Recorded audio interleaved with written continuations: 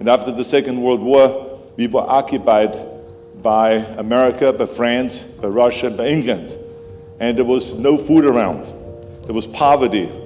There was literally, the worst condition was worse than during the war.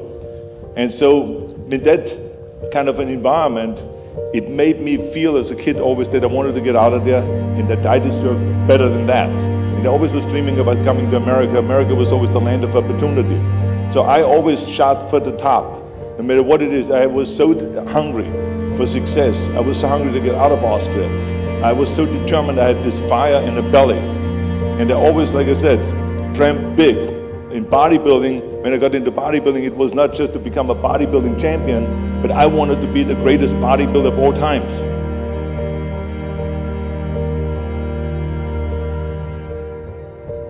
I always shoot for the top because I always feel like if you have a great vision and you think big, then you're also going to end up big. If you think little, by accident, no one ever has gotten big.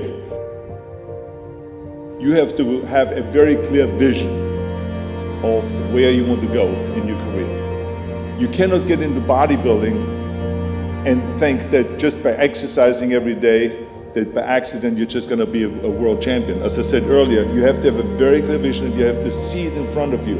And then you got to go and shoot for the stars. The bigger you shoot, the further you go. I want to be another Reg Park, that I want to be in London winning the Mr. Universe contest. I saw myself with the trophy in the hand. I saw hundreds of bodybuilders around me looking up at me, idolizing me, and thousands of people up there cheering and standing ovation. That's what I saw. And exactly 5 years later, with 5-6 hours of training like a fanatic, I was standing on that stage in London and I won the Mr. Universe contest with the age of 20 as the youngest Mr. Universe ever. That teaches you right away a lesson, because the lesson was for me, you got to have a clear vision and then go after that vision. Why is that important? Because it brings joy to you. Every set that I did, every rep that I did, every 500 pounds I lifted, every 1,000 sit-ups that I did brought me joy, because it took me one step closer to turning that vision into reality. So many people don't enjoy their jobs. In America, for instance, in the latest study, it said that 74% of the people in America don't enjoy their jobs. Now imagine you work all year and all your life and you don't enjoy your job. This is because they didn't have a vision in the first place. That's why I say always to young kids, before you go out after college or before college or whatever, think about it, what you really want to do. Don't listen to your parents, don't listen to your coaches and to your mentors and all of those things. You can listen to them, but in the end, you have to make the decision. Because I tell you, my parents had no interest in bodybuilding at all. My mother and my father wanted me to have the regular Austrian life. They wanted me to follow my father's footsteps and become a police officer. They wanted me to marry a girl by the name of Heidi and have 5 kids. But that's not the life that I wanted. I wanted to go to America.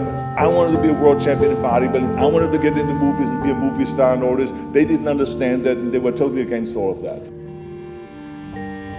The bottom line is, if you keep focused and you can see your goal, then it never should be a big problem, because remember, everyone, no matter how successful you are, you will have failures. Don't ever fool yourself. I have had many failures. Movies that went in the toilet that didn't work well. In my bodybuilding, I lost competitions, and in my personal life, I've had failures. This is what happens. But what makes you a winner is that when you fail, you get up again and you dust yourself off and you keep going towards your goal.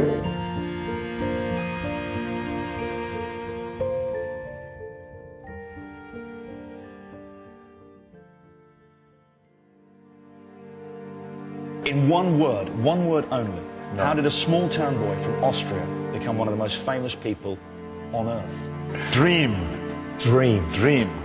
I was poor because I didn't have anything. I had no money, I had no things, we had no TV, we had no refrigerator, we had nothing as kids. But I was rich because I had a dream.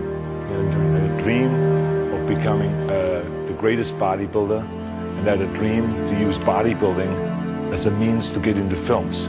But I had no idea that it would go as far as it did.